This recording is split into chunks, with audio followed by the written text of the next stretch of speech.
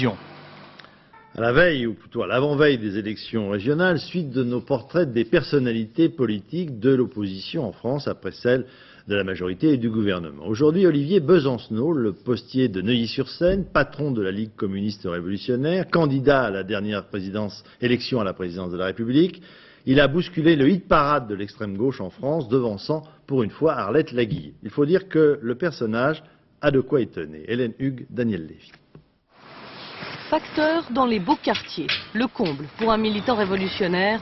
Entre les villas, les magasins chics et les banques, Olivier Besancenot trouve quand même parfois un peu de réconfort. C'est la banque d'Arlette, ça va. Depuis 2 ans, sa tournée le conduit à travers les rues de Neuilly. Et sauf exception, les habitants ne lui réservent pas toujours le meilleur accueil, surtout depuis les grèves du printemps dernier. C'est drôle de le voir ici dans le quartier, hein, quand on connaît ses opinions politiques. C'est assez drôle, voilà, merci. Ça s'est un peu durci, ouais. Ouais, parce que moi j'ai fait un mois de grève. Donc j'étais un peu énervé, voilà. Mais au fond, il ne se plaint pas vraiment de son affectation. Allez-y madame, allez-y. Ça marche. Allez, bonne journée. Neuilly est même pour lui riche d'enseignements. Ça va? Ouais, c'est une piqûre de rappel que la lutte de classe, ça existe bien.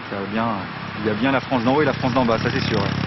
Mais c'est à l'évidence dans le 18e arrondissement où il habite qu'Olivier Besancenot est le plus à son aise. Avec ses copains sur les pentes de la butte Montmartre, plus influencé, dit-il, par l'expérience du Che Guevara que par les écrits de Trotsky, il s'efforce d'adapter l'idée révolutionnaire à son époque. Ni le grand square, ni les petits matins qui déchantent, c'est plutôt l'idée qu'il pourrait y avoir une explosion sociale historique, extraordinaire, l'équivalent d'un 36, l'équivalent d'un 1968, d'un décembre 95, mais qui irait un peu plus loin et qui permettrait à grands coups de pied dans le derrière, obtenir les augmentations de salaire pour lesquelles on se bat au quotidien, faire respecter le code du travail, interdire les licenciements, etc.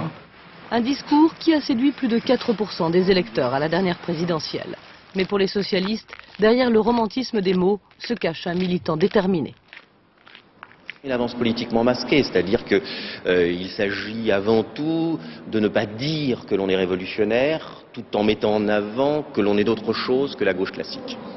Alors au boulot, ils disent Giscard d'Estaing, c'est la Star Académie française, ils disent au boulot. Bah oui, c'est ce que je disais hier, déjà. L'immortalité devient une valeur refuge. Le sens de la formule, une bonne tête, la jeunesse en prime. Voilà. Mais l'Europe, je laisse venir sur les questions, de toute façon, Oui, je fais un oui. truc super court. Hein. C'est un quart d'heure quand même, hein. Un quart d'heure. Je comprends. En propulsant Olivier Besancenot candidat de la LCR à l'élection présidentielle, ses mentors politiques ne s'y sont pas trompés. Tiens, vraiment, ils sont prêts à tout. Il a fallu ramer pour trouver un candidat, il ne voulait pas, lui. Ce qui est plutôt bon signe, d'ailleurs, a priori. C'est difficile peut-être à croire pour certains, mais comment dire, la direction de la Ligue, c'est pas le jury de Popstar, vous voyez. On ne prend pas les gens en fonction d'un casting. Par contre, là, vous avez une partie de la direction qui m'a convaincu politiquement d'y aller, puis qui m'a sûrement donné confiance pour y aller. En moins de 2 ans, Olivier Besancenot est devenu la 2e figure emblématique de l'extrême gauche. T'as la réputation de parler sans comme Oui, ça, mais j'écris avant. les notes. Je peux pas lire parce que j'ai pas cette culture-là. D'accord. Aux côtés d'Arlette, il y a désormais le facteur.